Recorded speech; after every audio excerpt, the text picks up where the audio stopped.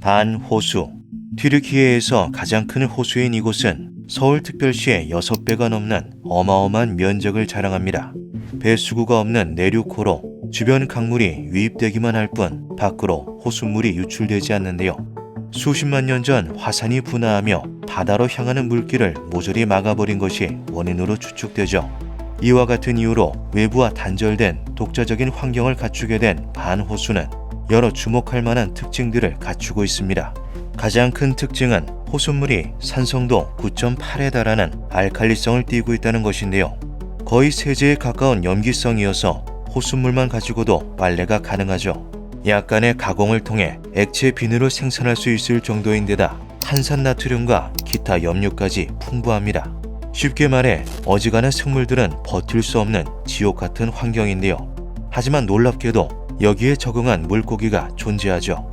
반호수에 서식하는 유일한 물고기이자 오로지 이곳에서만 찾아볼 수 있는 특산종 진주숭어는 아가미와 신장이 극한의 알칼리성과 염분에도 버틸 수 있도록 진화했습니다.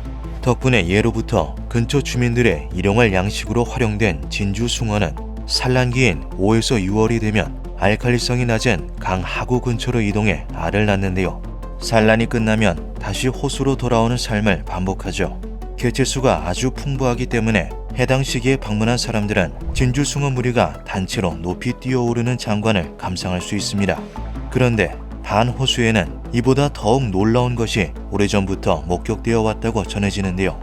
그것은 바로 아주 거대한 정체불명의 괴물이었죠. 반골루 카나바리. 튀르키예어로 반호수의 괴물을 뜻하는 이 괴생명체에 대한 기록은 무려 1000년 전까지 거슬러 올라갑니다. 반호수 위의 악다마르 섬은 과거 아르메니아 왕실이 궁궐과 여러 건물들을 짓고 주거지로 사용하였다고 전해지는데요. 그중 915년에 건축을 시작해 921년 완공된 성십자가 대성당에는 괴물의 흔적이 아로 새겨져 있죠. 외벽을 장식하고 있는 수많은 부조 중 기묘한 생물체가 배에 탄 사람들을 습격하고 있는 조각이 바로 그것입니다. 몸통은 물고기처럼 생겼지만 머리는 육지 짐승처럼 주둥이가 길쭉한데요. 덩치는 4인승 선박과 맞먹을 정도로 거대하죠. 대부분의 학자들은 이것이 그저 전설 특유의 은유나 과장된 표현 방식이 반영된 결과물에 불과하다고 말합니다. 그럼에도 흥미로운 것은 이 기괴한 생물체에 대한 목격담이 끊임없이 이어져 오고 있다는 점이죠. 현지 민담이나 구전에서 헤아릴 수 없을 만큼 잦은 빈도로 등장하는 것은 물론 외부에서 방문한 여행객들 역시 반호수의 괴물에 대한 기록을 다수 남겨놓았습니다. 그중 가장 유명한 것은 40년 가까이 오스만 제국의 드넓은 영토를 여행했던 바 있는 17세기 유명 탐험가 에울리아 첼레비의 사례인데요. 전승에 따르면 반호수에 사람을 잡아먹는 용이 살았다고 한다. 지역이 황폐해질 정도로 피해가 막심해 성 알리가 직접 반호수로 방문해 용을 토벌했다. 용의 둥지가 위치한 호수안 동굴에는 2마리의 새끼 용이 있었고 성 알리는 신에게 기도해 동굴의 입구를 닫았다. 마을 사람들에 따르면 장성한 용이 동굴에서 나와 다시 활동 중이라고 한다. 나는 마을 사람들의 안내를 받아 반호수에 도착했으나 용의 울음소리만을 들을 수 있었을 뿐 그 모습을 직접 보진 못하였다. 세밀한 서술에 방대한 분량을 가지고 있어 오스만 제국의 중요한 역사적 사료로 평가받는 여행기에는 괴물에 대한 이야기가 꽤 자세히 서술되어 있죠.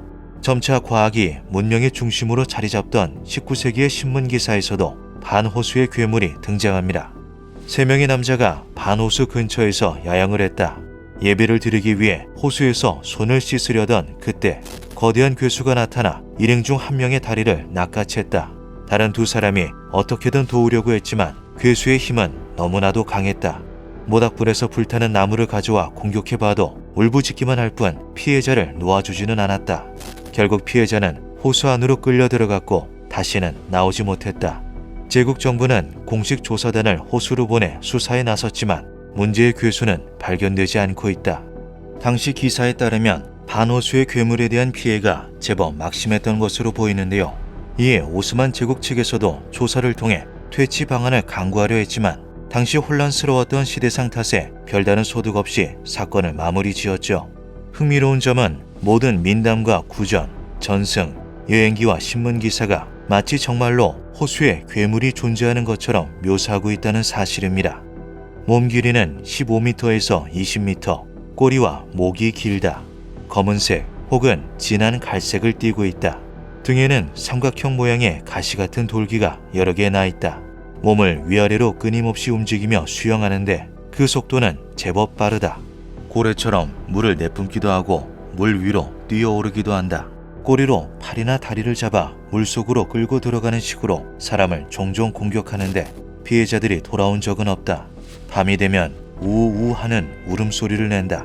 공통된 특징들을 종합해보면 오래전 멸종한 장경룡이 떠오르기도 하는데요. 이후 20세기까지도 끊이지 않고 발생한 목격담은 마침내 실질적인 증거가 포착되기에 이르렀죠. 1997년 5월 한 지역 주민이 괴물을 카메라로 촬영하는 데 성공합니다.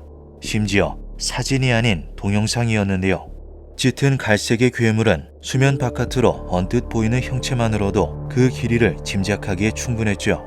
물 위로 눈인지 콧구멍인지 모를 구멍을 내놓은 채 반호수를 천천히 유영하는 괴물의 영상은 공개 그 즉시 엄청난 논란을 불러왔습니다.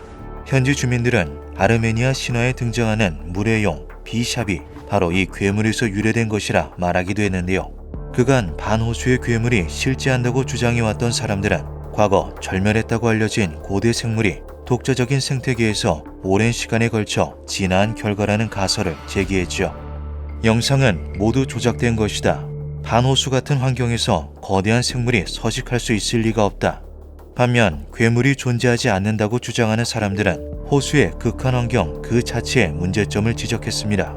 유일한 물고기 진주숭어를 제외하면 기껏해야 미생물이나 플랑크톤밖에 발견할 수 없는 반호수에서 어떻게 이런 거대한 괴수가 서식할 수 있냐는 것이었는데요. 실제파들은 해당 지적에 대해 진주숭어의 존재가 곧 거대 괴수의 가능성을 내포한다고 설명했죠. 진주숭어는 산란을 위해 호수에서 담수로 이동할 때 아가미의 세포 구성과 신장의 투과성을 변화시킵니다. 이러한 유연성은 극한 환경에 사는 생물이 얼마나 정교하게 진화할 수 있는지를 보여주는 아주 좋은 예시인데요. 만약 진주숭어의 존재가 확인되지 않았다면 반호수에는 물고기가 서식할 수 없다고 평가받았을 것이다. 단순히 덩치가 크다고 해서 진주숭어와 같은 놀라운 진화가 불가능하다고 단정짓는 것은 위험하다. 실제파의 주장에 아주 현실적인 반박도 제기되었죠. 그렇게나 큰 생물체가 있다면 진주숭어처럼 호수 바닥에 화석이 존재해야만 한다는 주장이었습니다.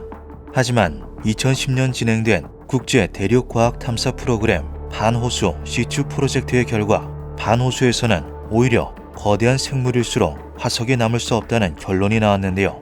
일반적인 호수와 달리 알칼리성과 염도가 높으며 동시에 낮은 칼슘 농도를 지닌 반호수는 생물이 죽어 침전할 경우 수년 내에 뼈와 껍질이 용해되죠. 화석화보다 더 빠른 속도로 진행되는 조직 분해는 뼈 한 조각도 남기지 않은 채 사체를 완전히 사라지도록 만듭니다. 반면 진주숭어처럼 작은 생물의 경우에는 침전 직후 사체가 미생물 막으로 덮여 호수의 극한 환경에서도 일부 잔여물이 남을 수 있는데요. 계산 결과 크기가 약 30cm 미만일 경우에는 작은 뼈와 비늘 몇 조각이 이 과정을 통해 화석으로 남을 수 있다고 하죠.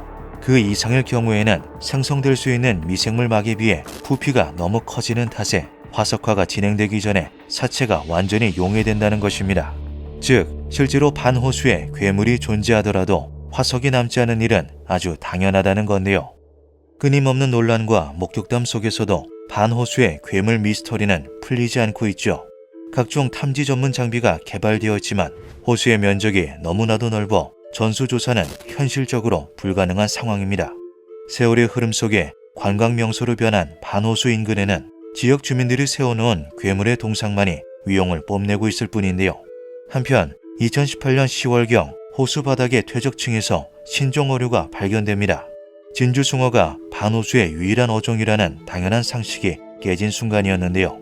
이는 곧 호수의 깊은 물속에 대해 우리가 알고 있는 사실이 극히 일부에 불과함을 의미했죠. 어쩌면 호수의 수심 451m 아래 어딘가 우리가 아직 모르는 거대한 생물이 존재할지도 모르는 일인데요. 지금도 반호수에서는 간혹 정체 모를 기묘한 괴성이 들려오고는 하죠. 기묘한 밤이었습니다.